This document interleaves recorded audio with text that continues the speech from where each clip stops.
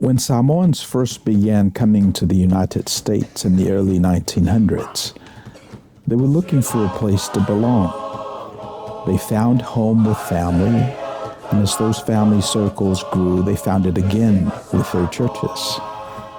Over time, as Samoans became part of life in America, many found themselves living between two cultures, connected to both, yet not fully at home in either.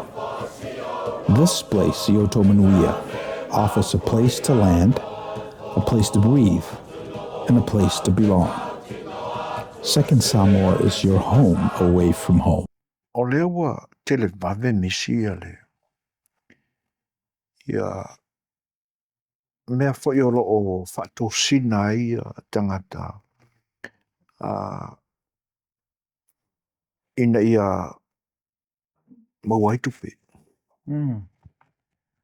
Ia wo o mai foi ai tala inga tangata I se o mau foi ai. Alo whaatele ngese pea. Mai o tele ai ele o le teimi fōre ni. Ia o le vāna na tupu le larolangi. E o loo ia ile ata maile na e whaasua malie ia. Langona o tangata. Ai mai lei mai ei. Kai pewhi on kapa ia ile. Ili ta segment ta umatu nei. E ave ese ina mai ei au mea sina. Pe a le maua le ata mai e te whaapele pele ina I fo ia ai mea sina. Au ke le vave mai I runga misi. E le ngata foi la o te manatu e au ngā isi ta whaasoa. Mō tangata taito tasi. Ni ainga. Ia me se foi o se akaku aku ngui Samoa. Langa o lea tunu tau ati ai. O tau whai tilo ma di eia. Ia mata fo I le ngata o whare tupe te tele le lalorang. Ia rau pepe singisi. E fia ngā I la lo. Ia wao me moni ala ua. Wai loa umai e ne ango ka whai singisi wape. O le usui whai ngā manoa Samoa. Tono stemile mana ia kule ia kule mea mangu. Ia. O lau sunga whai o le sai tono potua onga ma whaatufunga ina I tūlanga I o whaamtalanga o meo tūpe ma na o ino. Ia, se e sauno I tūlanga ia e. Ina ia aua nei whaasua maria ina ngō fie. Ia le whaalongo ma whaai unga o langona o nei o tātou tangata. I mea whaakosinga na ia nakamaia. Iwe. So, ole me mua e te tawana o na mautu ia o whaavae, o philosophy, so tō whamanino e tuli ai ia so se area, o le area nā pe o le area I te mauainga. E la talata fo I ai le tautua. Se ngā ruenga e te fili e te tautua ai. E nei e mawai au tupe. I nei amateo ne e taalo le talonga na. A whapea lava la e whautuaina lo mawhauwhau I mela tamai. Ia ona mwhaiala I ona maua ina o le salesmanship. Wai whamatala mai nei tala tu e paulala. De te tonu e. A whapea e mamao lau wa ai tilo I mea nā, which o le recommendation le nā, o e te wa ai la tamai a ia vai mamao. A mamao lau wa ai, I ona e lola ia. O te mi umala vai lo soifua ma le ola sa whapea I nai ona whepu lafi me lau wa ai. E te double click ak mea latu e le ni aulo uma mea nā. So a whapea lai tala vou o e le I lava ni tausanga e te whaamo I nai le nā upumoni. E mwhaina whai tau lo history book. Mwhaina e tala no I a grandpa. Mwhaina e tala no I lo te maha. Whisi lewa o tātou I Amerika, le mea reini leiso tātou whale apa. So nai whesiri whapena e amatai ona pae le ta pena ina o louto wha mautu a o lai le taimi e angi mai ei matangi e ma pepesi mai ma vave mai ei AI ia ele malua oe. Tala wha le li a whapea tau te whaalongo ia o upu mautou whaia. Te whatu seina o tau le tangata poto ua whaulo na whale i lungo le papa. O le whamue ngā la o le li mai tātou o mai mese tātou e maramala le tuspa ia whau o tātou whale i lungo le papa. A o lai te me pepesi mai e mea nā. Ia e le pau. Whau i lungo le neone me whaingo fie manatula tamai. Ia na o le pesi mai a o le tsunami. Ta whea o mai le tātou whale. E peo le amata atu le nā i le whauwhauina o le tō whā mautu mau o le tangata. Ia o wene i ta whea i mea ia. Ia. Anga ia kele. O le whaavai au whaavai. Ia. Pe au noa ma mulu ngō fie o le tō whā. Awai e whai ai i o nei o tātou tangata. E le se mea sina lea kākou Samoa. Upe. Ai ina ua i loa e o tātou tangata Samoa lea o ngā o le tupe. Ia. O ngā lu whaasau ai lo leo. Ua mana o pēha. E le ngatala o le tau muli o le mana o ina ia whaipea. A ua ia ima le mea na o whaipi ei. Ia kele le whaipea. E le ngatala o le au whainga o whaipea. A ia la popoa mea e pau mai le whaipea lea. E o le winga o lautala. I watala. E le mga o arkanka Samoa mai le mea buabuanga. E mga o arkanka Samoa o le mea mua e kaila laka le se lauafe. Iwe e talo sia e ai o le winga le nā o le tangata. O le mafuanga nā la iona. I lau mai tau lea lofo lea tu o le tangata. Ona vai inga le nā. Iakopo. E ti ngā lawana whatu o e rona rua. E whai mai ai le e fi mua. Iosefa. Na whinaua ia tu le lima tau matau o lona tamai la nauru matua. Ia fesu ia e tu ina ia li. So o le mena tau na whatufunga ina umai a tātou. Ia ma le mea lea la tamai. Le o tātou mai tau ina i la tātou te itai nei Amerika. O lea launa pe a whapea e le tali. O manao. O lea launa. O lea lautanga e whai pe a whapea te whai atu. Ai le o pati mai le mea. Ia, ele ise whatete inga tu samuleli. Te mantuina, o ise fialu e matanga e sa tauro. O ise sili. Ai whamea le li. O lava nei whaia lo loto. Ai whai lo fina ngalo. So I think o le sina whaavai o tātou Samoa e te tauna li lifa i e tātou. E ia tātou mana, e tauna whai tātou tala. Lea ia ma whai ana, vese le pu nei lea li i e o tene fienu. O tene whape fienu pe te ru malvanga leo le mo moe mai. Whai an tātou tala, avele tātou talo sanga i le tua. Ia whai ulawa, ia whai alo fina ngalo. Le lo loto. So I think o le mele na, e ina ia uo mai a te au le mele le BG Wealth. Le whena ui oi. I Utah a lafo e nano e tātou community. E wha Samoa mai le tau. So lau te loa la wai e tangata wai ai. Ono, mawo whawala e o whatu i o leo toi ta alo e ta alonga nā. Ana vave mai a o utala vau. Le leilo tūlanga. Ia, se manu e a whata e taifo e. Wai te fo ni me pese i o le nā. Sa o whata e ta ia a o utala vau. Ia o te mine le ai o manatu e le tui whaia. E au nā mea. Ona, I have a lot to lose than I have to gain. E tau me ala gain se whai tau afe, whai tau Ia pasenge le foi mai ia o fatua ele lava le mele na mo le lusi pe alusi. So I have a lot to lose on my whanga le ona o le ta alo le BG Wealth. E pe o isi nā meo. Ia se I sosone mai misi. Ia. O le ala le whaasamoina o le BG Wealth le.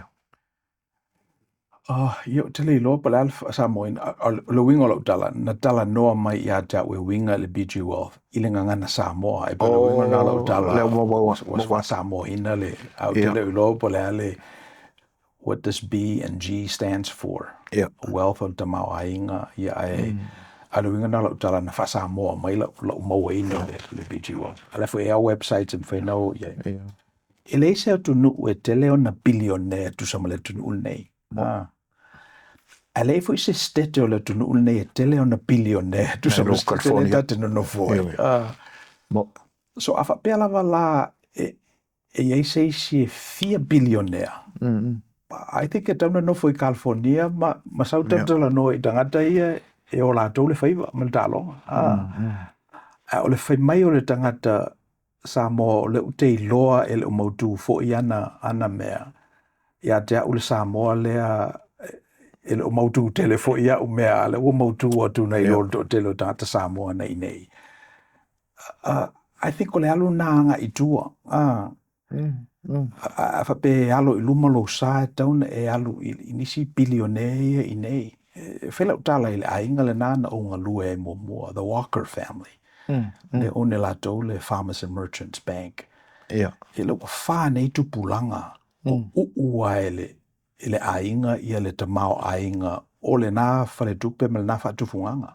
The Walker family. The Walker family. No so o ngā lue iai. Ina o sa ili fo sa ngā luenga. I think o le mea le nā te tauna whaia tātou.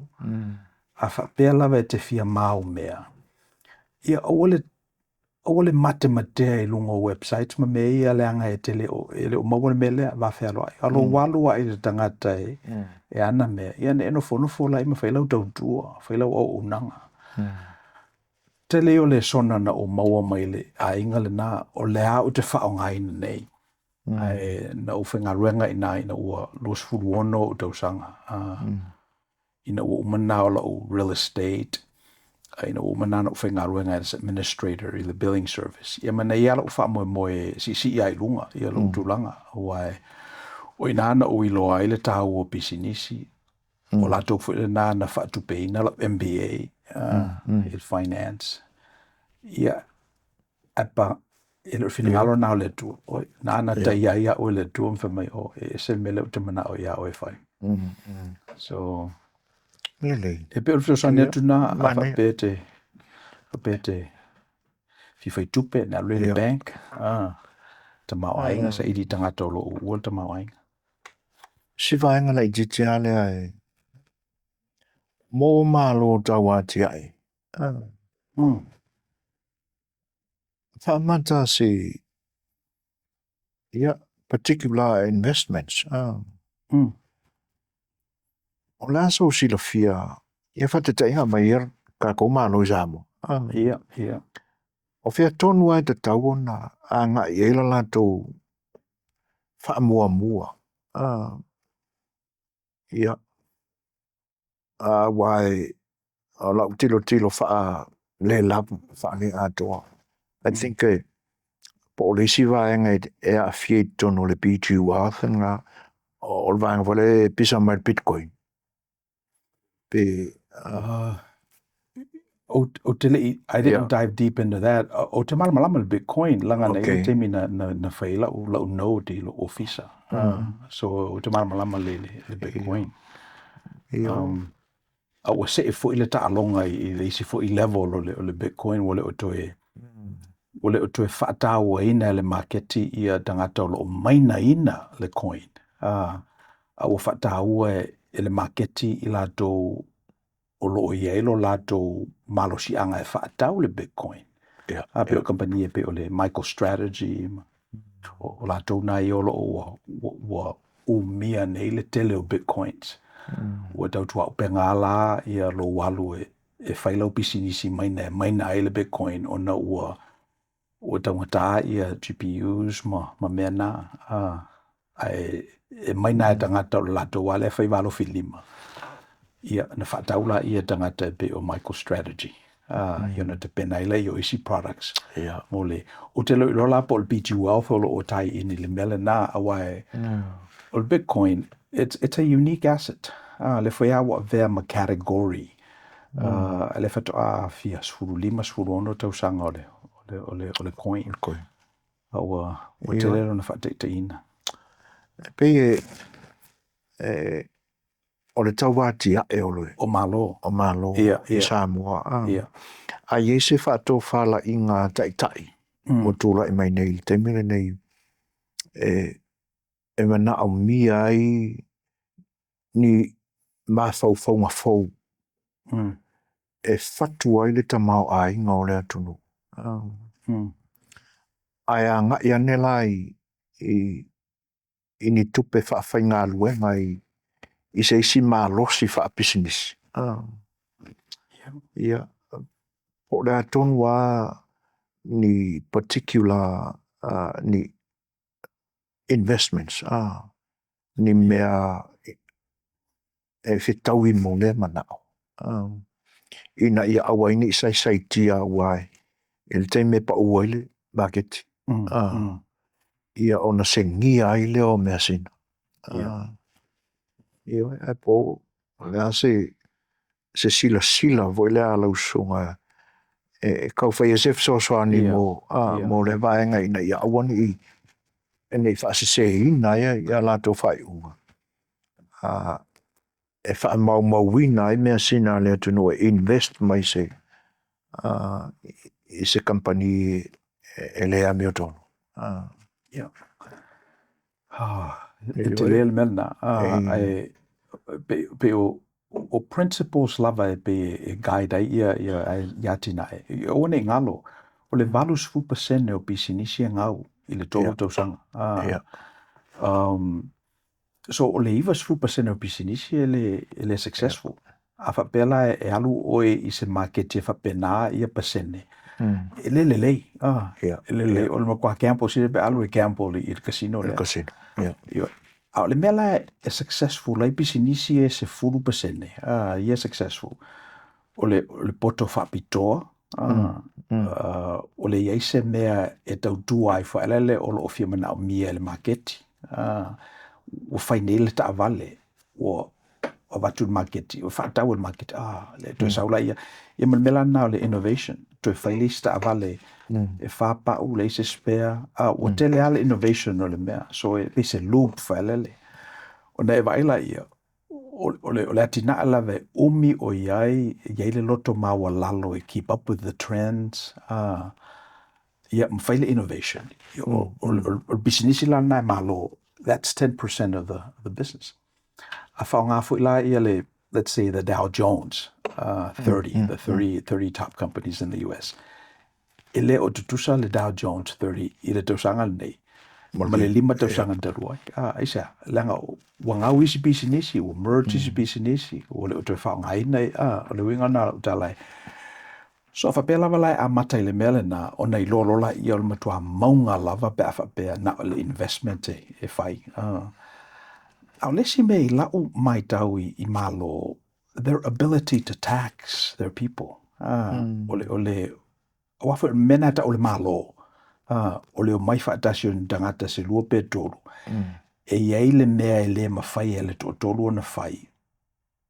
Na o i lātou lava. E le mwhena whai le mwhena whai na wau, le mwhena whai o tolu. A tu whaatasi tātou, na whaula i o tātou malo. Ia o na ao lola i le malo na i mea na. Me whai e se mea te le, e le mwhai e tātou tātou tasi o na whai. So the definition la na o le malo. Tu tongi la i tua i le melentata la noa i le lusa o le masfutau sanga o Amerika. O le malo la le neo Amerika. E maua maila lātou power from the government. Tātou ia e ana le malo, ma palo taina tangata na, e fefe tangata na ia tātou le palo taina. se mai nei lo le mele pe o le lifa nei ai le malo Amerika e pe o fefefe lātou i bisinisi o lo fundina lātou campaign ma whana no foina lātou ino fo ai ngalo ila tangata e ana le malo so afa pe ala e iei se malo si anga o le malo Samoa let's say o le na o le vaai i ona tangata po fea o iai a o ina o lātou tangata e nem whiona lātou i loa isi mea o roto tupu i larulangi. Ia ona loto maulalo role e collate ia manatu ese ia mai leitu ma leitu o tātou community. Ia ona whau e lola i o se mea mō tangata uma. Wa pera no whaiatu, e le ise stete te leni o lātou bilionea e tu sama le stete nei. Sa iere te mina pito ia i lunga ia tangata ngoi a Warren Buffett. Ia le whalawa tau tua upenga. Maila le tamau ainga o le tangata na sa whaonga e mo meo legacy assets. Coca-Cola, Seas Candies. O mea te tau sami ma e wa ai iai. O mea nā sa mawaila o tamau ainga. Awa e se la le tau tonu fōwa tamau ainga i o tangata i nei Silicon Valley. Facebook, Twitter. O e se ale ole na o tangata i e tau sa sami i mea Warren Buffett. Ala ua toso mai e tā lama mao e pe o Samoa. So, e lua la mea o le tātou, well, e le whai atu foi. O laia i tātou le tō whāma mao ma le whautanga lo loto. A whapefo ilo lo o le tele o tātou tangata o lo ta ape langi. Em whai ana o ao pe ao al te me whale tonu ele tunu. Io wala au lola i o le pale me ele mele o tupu. Io na watu lola i o tangata so. Tulo. E se meo le tau tutu le tupu le ale le kenese o le fesili ma le manatu foi. O le fesili le no mapuna ma inamisi. O le ala launa. Le ala launa ia te o e pe ale tau nuu o mana onga. Pea ele pai i le sia le tui atua. Le whamariaina. O le ala so whenaro.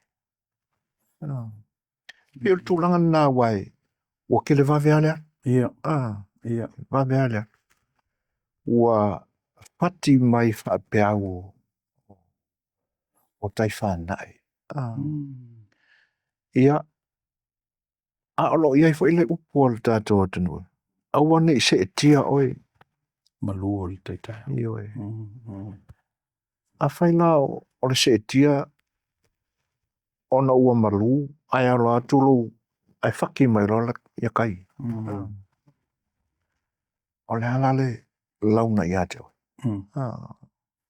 Peo tūranga ia. Se i te tala mai voi e ia, lo whinangalo i.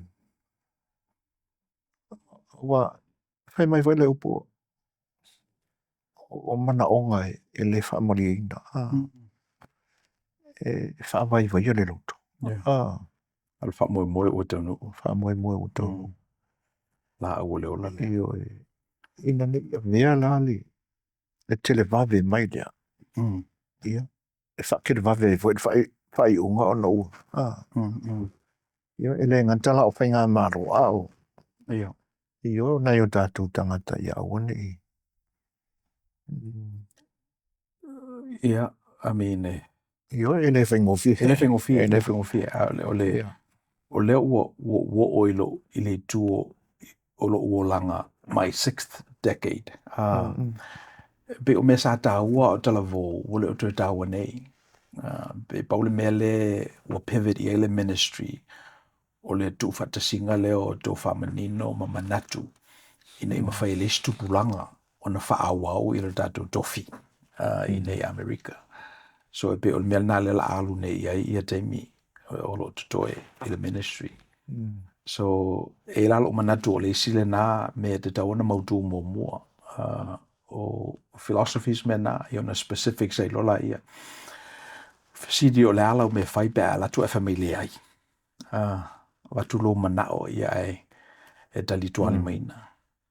ia e te lea la me mawhai ona mawhai na lower lo manao e pe o se tene au le lei fo le te fialu ai e te alatu ai le o ele e pe hard to get ele talio o manao io ia o lava i nana tala i tene awa na tata mau mo fo ia tala i ti io ai penale wingo o nda upulea ai afa pe lava e te fia manao e malama lama i le tamau aingo le tunu nei o nei California tam na toilo fale ie na le tu i Ari Mountain View le Apple le fo na suila la tu CEO o na fia tu i ai ma fai besa o po mete la tu ya ole melal na e limited time yo tangata ala tu e Samoa e te swafa ia pai e tu i le i Cupertino le mela ia tangata ia ai longa ia e te auto tu security ave il dabale yeah so te tauna ole whana nonga o podcast lea ia o mai e tangata Samoa a ese se whimana o whaisa na saunoanga il community a tātou nei diasporic ia ma tātou lau e lele fo i o i nei whaatu o ila na manatu mai ole parity lava la ole whaatu ila tātou ngangana a tonu pewhen whaatu ila tātou ngangana tō whamanino ai a mānei ia pe whape whiuswai ona tātou manuia ai whaatasi ai lea ia one manuia na i lātou a tau whain manuia tātou tunu peo whamuenga maurunga na ia te whesa se nofo mai ilani na whesa tātou tau tātou sia ia o le popo lenga le nā misi ina ne i se e tia o tātou tangata i le malu o le taitaya i le whawhati mai la i o pe au whati sisina i o whatosina i a lau ia e tau ana tai pepe ona e sao noa ma te tala mai fo i ina ia manino le silsila o tātou tangata awa e le malu peale le fōlaunga e le peale marketi e investa i tupe i le teimi ma e ale teimi e langa ia kam mai ke e alaanga ma le o lako ia o whape ia avenga ngai mea ia ai whape mai wa ma ia o le nau ta inga le na awai e ata mamai ia lo ia i foi la ka mai o ka kukanga ka ia pangalea ia ina ni se tia ai pe ona e sa no talo sia ia ia ina ia mawala le ata mai lea ma le mafau te toa lea e alua ia ka o lo fia le leila na fai pele ele tangata le leila na fai pele ioe iai se tamai tai fo i o lo nau ina ia le leila na fai pulini ia ba ai lo ma tutua o lo ta o toi recipes ya manongi ina tau mawhai pe o tūlanga nena ia wangi fai tau o ia wau i lunga fo i o le internet menga ia fai aku o le makua maloa al panke kera wa mai i le recipe renga kopi mai le e pe o pa nau nonga na e o fai laina ia tātou malo tau wati ai ia mamao le sila i ai kia fau e tā ua le pu e mai o mea fau ia e le o polo umaita a le polo ale na le Bitcoin I think it tauna on a participate ai tātou o le fo ia e o wifi ai ia e te le se teimi e te tauna afa pe se furu afe o i tu lai te research ina i le technology ma e wa aifo i me mate tu ina le development o le technology ia ona ilolo lai me la sui o la sui ele la le te whaonga ina tala Amerika la isi baskets of currencies e whaonga e trade ele value iwa ato fo ia lai le olo e ia tangata olo o wala rato te mao ingele olo salopo isi la fia o le olo aso ne ua whaafe fitu se lau ile au nese a sai fuli temi na lima afe se lau ai ile au nese so e alua la ilunga le olo ai Io. Awai. O le me pitu silin tāua o le lava o taimi. E whai eise sā ilinga. Sue. Ia. Ma le leo na whata oto ia. Ia le fili. Peo whetonu e anga i ele tau matau. A whele tu peo tūranga na. Ia. Mane manatu misi. Ia manui ia. Le whaafonga anga fo ia nei o tātou tangata wai. Peo pōrenga na. Wakele mai ia. Ia pisi nisi whaapea. E pi whaafōringa mai e whaafainga ruenga i tupe. Ia. Ai tawana ba ai po le ale mafo anga ole. Ole whaingo whiona ma mulu mai manatu o ia tangata e whaasoa mai ala tu ala ko kupe mo. Iwa peo. Io, sawai. O matoina fo ina me whapena o utala vō o le ititi. Sa ele company Oklahoma le na e ta o le prepaid legal. Na chair el tangata ingo i Harlan Stone Cipher. Ia na whaialala na mera lewa ta une o le legal shield a company ana tasi. Na approach fo ia ue e nai wō whamai o le whako. Okay. O te sue fo o company, it's a public company. Ia utanga lo whaatau shares a wa awha pe o lea o wafu i le pushing no lato product. O te mana o e sele as a shareholder. O le winga na company whai profiti o na tufala i e shareholders. Tangata lo una lato share.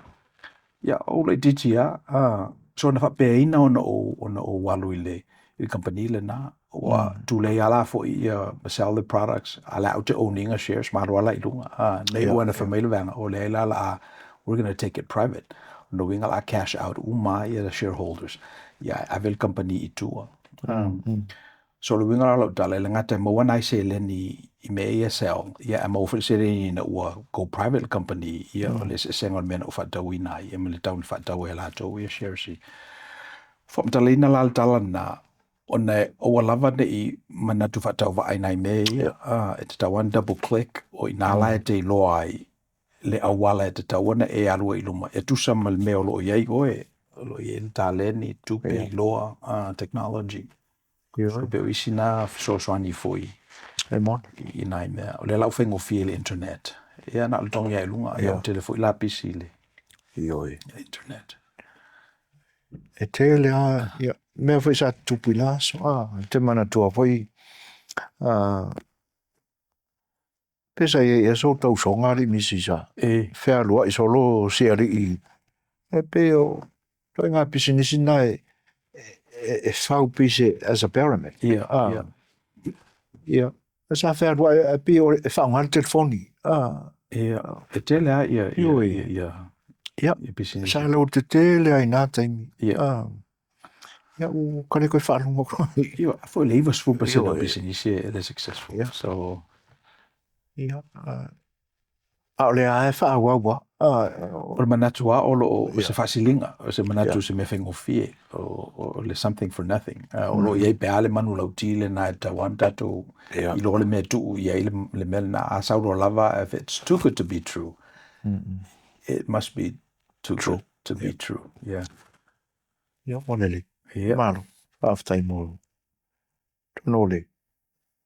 Iu ngā whanna le tautua le. Second Samoa. Mone manatu. Ia, ina ia mau ai tamau ai ngō le tua. Ai whaftai ma. a whangwhang mai i au tau manu.